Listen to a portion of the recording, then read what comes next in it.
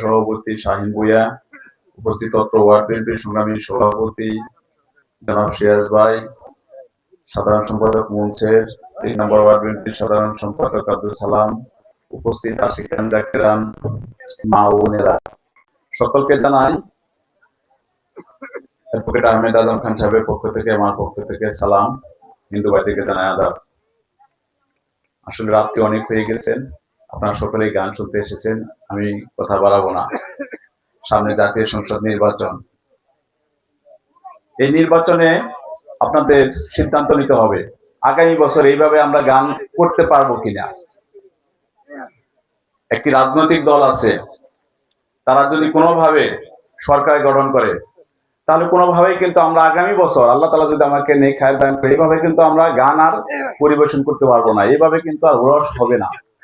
এদিকে আপনাদেরকে খেয়াল রাখতে হবে এবং আপনাদের সিদ্ধান্ত নিতে হবে যে কাকে ভোট দিলে আমরা এইভাবে উৎসব মুখর পরিবেশে আবার রস মাহফিল করতে পারবো। এ ব্যাপারে আপনাদেরকেই সিদ্ধান্ত নিয়ে রাখতে হবে। বাসাল সখীপুরে আরেকটি মানুষ এখন দানবীর সাজছে। এই দীর্ঘ 17 বছরে তার কোনো নাম ছিল না, সে ফ্যাসিবাদ সরকারের সাথে আতাত করে দুর্নীতির মাধ্যমে অনেক টাকা ইনকাম করেছেন। আজকে নির্বাচন এসে থেকে দানবীর হয়েছে, আবার তার সাথে কিছু দালাল এখন মিশছে, তাদের অর্থ লোভের জন্য কিছু দালাল তাদের সাথে সম্পৃক্ত হয়েছে। এর দিকে আপনাদেরকে সতর্ক হবে। যদি সে কোনোভাবে এমপি হয়, আপনারা ওই যে বিরোধী দলের কথা বললাম, তার পাল্লা কিন্তু ভারী হবে, তার পাল্লাটাও ভারী হবে কোনোভাবে যদি এই কুচিকটি মহল কোনোভাবে সে এমপি হয়ে যায়। এই জন্য আপনাদেরকে সেদিকেও লক্ষ্য রাখতে হবে। কোনো টাকার বিনিময়ে আপনাদের মূল্যবান ভোটটা বিক্রি করবেন না, কোনো কিছুর বিনিময়ে কোনো মূল্যবান ভোট বিক্রি করবেন না।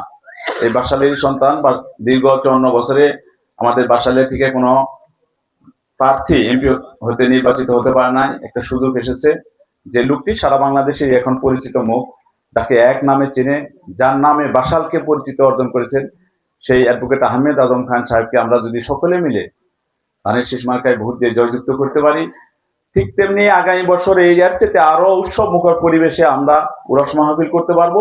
ঠিক তেমনি বাসালের উন্নয়ন হবে এবং তিনি সারা বাংলাদেশের এই উন্নয়নের জন্য ভূমিকা পালন করতে পারবেন। আমি আপনাদের কাছে রাত্রে অনেক হয়েছে, কথা বাড়াবো না, আবার অনুরোধ করব, আমরা আপনাদের কাছে ভোট চাবো না। আপনারা যেন সখীপুরে যাদের আত্মীয় স্বজন আছে এবং বাসালেরও যাদের আত্মীয় স্বজন আছে, সকলের কাছেই বলবেন যে আমার ভাই দাঁড়াইছে, আমার চাচা দাঁড়াইছে, তাকে আপনারা ধানের শীষ মার্কায় ভোট দিয়ে জয়যুক্ত করবেন এবং আগামী 12 তারিখে জানি আপনাদের সকলকে নিয়ে সেই বিজয় মিছিলে অংশগ্রহণ করতে পারি, এই আহ্বান জানিয়েই আমি আমার কথা শেষ করছি। আসসালামু আলাইকুম।